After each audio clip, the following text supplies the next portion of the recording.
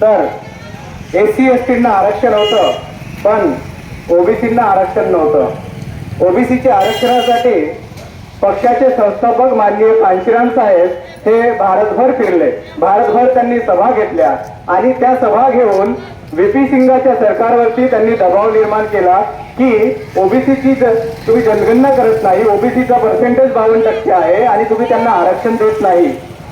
एका सर्वेनुसार 1992च्या आधी ओबीसींची जी संख्या होती सरकारी ऑफिसमध्ये ती फक्त 0.3% होती आणि जेव्हापासनं 27% आरक्षण लागू झालं तर तुम्ही विचार करा तुमची संख्या 27% पर्यंत गेली. म्हणजे सगळ्यात महत्वाचा मुद्दा हा आहे की आपण आपल्या मुलांना काय भविष्य देऊ इच्छितो आणि त्याच्यासाठी कांशीराम साहेब हे देशभर फिरत VP सिंग सरकारवरती दबाव निर्माण करतात आणि त्यांना सांगतात की तुम्ही त्यांना 27% आरक्षण द्या आणि त्या आरक्षणानंतर या समाजाची प्रगती झाली.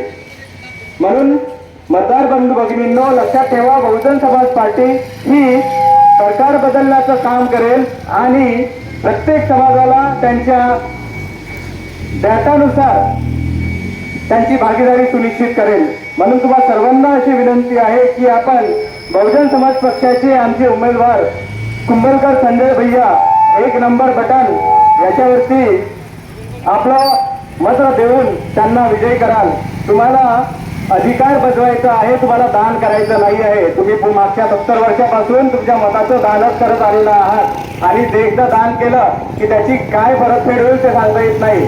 पण जर तुम्ही तुमचा अधिकार बजवायचा असेल, तुम्हाला अधिकार पाहिजे असतील, हक्क पाहिजे असतील तर तुम्ही बहुजन समाज पार्टीला तुमचा मत द्यायलाच पाहिजे, तरच तुमच्या हक्काची आणि अधिकाराची रक्षण होईल. म्हणून तुम्हा सर्वांना मी विनंती करतो की संजय भाऊ कुंभलकर यांना तुम्ही बहुमताने निवडून आणा.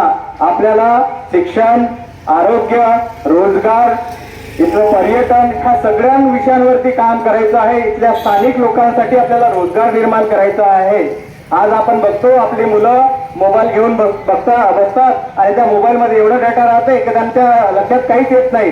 ते नोकरीवर आहेत किंवा नाही आहेत ह्याच गोष्टी त्यांना कळत नाही आणि मग मोबाईलवरती एवढ्या हिंसक गोष्टी दाखवल्या जातात. एका हातात सिगरेट, एका बाजूला सिगरेट राहते, एका हातात बंदूक राहते, एका हातात कुऱ्हाड राहते आणि तो चालला हिरो सारखा, तो आमचा हिरो. आणि पाहिलं तर का हिंसा करते, काऊन हिंसा करते, त्याकडे शिक्षणच नसे. याला मारलं तर असं काम जमते, त्याला मारलं तर असं काम जमते. पण असं होते का रियालिटीमध्ये? होत नाही. आणि मुलांवरती तेच संस्कार घडत आहेत, ते आपल्याला बदलवायचे आहेत का? तर ते कसे बदलतील? योग्य शिक्षण देऊन, क्वालिटी दर्जेदार शिक्षण देऊन आपल्याला समान शिक्षण पद्धती इथे आणायची आहे. आपल्या जिल्हा परिषद शाळामध्ये आपल्याला CBSE शिक्षण पद्धती राबवायची आहे, जेणेकरून आपली मुलं राष्ट्रीय स्तरावर सुद्धा स्पर्धा करू शकतील.